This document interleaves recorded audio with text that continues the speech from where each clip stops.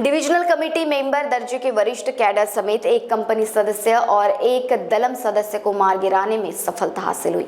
महाराष्ट्र सरकार द्वारा घोषित किया गया था कुल 22 लाख रुपयों का इनाम था। घटनास्थल से 3 ऑटोमेटिक वेपन बरामद किए गए हैं। इस मुठभेड़ से हुआ पैरमिली दलम के सभी सदस्यों का खात्मा। विध्वंसक गतिविधियों को अंजाम देने के इरादे से पेरीमली दलम के कुछ माओवादी तारीख 13 मई 2024 की सुबह भामरागढ़ तहसील के कतरगट्टा गांव के वन क्षेत्र में डेरा डाले हुए हैं। ऐसी गुप्त जानकारी के आधार पर पुलिस अधीक्षक यतीश देशमुख के नेतृत्व में गढ़चिरौली पुलिस बल के विशेष अभियान पथक के 2 टुकड़ी को तत्काल उक्त वन क्षेत्र में माओवादी विरोधी अभियान के लिए रवाना किया गया। गढ़चिरौली माओवादी विरोधी अभियान करते समय वन क्षेत्र वन में घात लगाकर बैठे माओवादियों ने अचानक पुलिस जवानों पर जान से मारने और हथियार लूटने के इरादे से गोलीबारी शुरू कर दी। तब पुलिस जवानों ने माओवादियों से हथियार छोड़कर आत्मसमर्पण के लिए आह्वान किया, परंतु माओवादियों ने आत्मसमर्पण न करते हुए पुलिस जवानों पर जोरदार गोलीबारी की। जवानी कार्रवाई में माओवादियों ने पुलिस ने मुंहतोड़ जवाब देते हुए पुलिस के जवानों ने जोरदार गोलीबारी की। पुलिस का बढ़ता दबाव देख माओवादी घने जंगल का लाभ उठाकर भाग गए। मुठभेड़ में बाद उक्त क्षेत्र पुलिस जवानों ने तलाशी अभियान चलाया, जिसमें एक पुरुष 2 महिला माओवादी का शव बरामद किया गया। उक्त तीनों मृतक माओवादियों की पहचान की पुष्टि हो गई।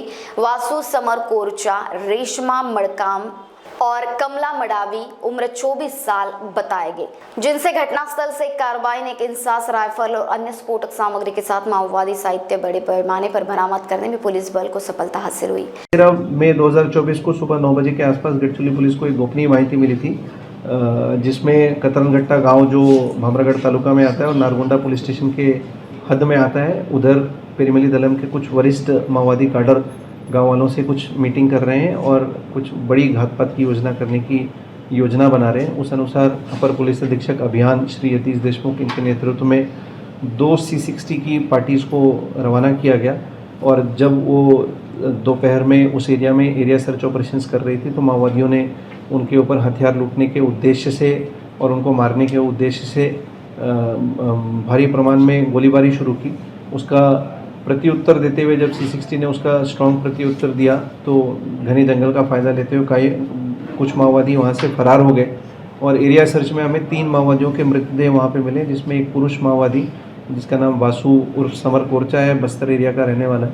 वो कमांडर और इंचार्ज पेरीमली दलम का था और डिविजनल कमेटी मेंबर था पेरीमली दलम का। और उसमें उसके ऊपर 16 लाख की बख्शीश महाराष्ट्र शासन ने जाहिर की थी। 2 महिला माओवादी जिनके मृतदेह हमें मिले हैं, उनका नाम रेशमा मड़काम है, 25 वर्ष, ये भी बस्तर एरिया की रहने वाली है, और कमला मडावी 24 वर्ष, ये भी दक्षिण बस्तर की रहने वाली है। इन सभी के ऊपर 7 से 8 गंभीर गुने, जिसमें खून और चकमक और डकैती जैसे गुने हैं, गढ़चिरौली पुलिस के अभिलेख पर उनके ऊपर ऑलरेडी दाखिल थे। इन तीनों को मिला करके महाराष्ट्र शासन ने कुल 22 लाख रुपए की बख्शीश इनके ऊपर जाहिर की थी।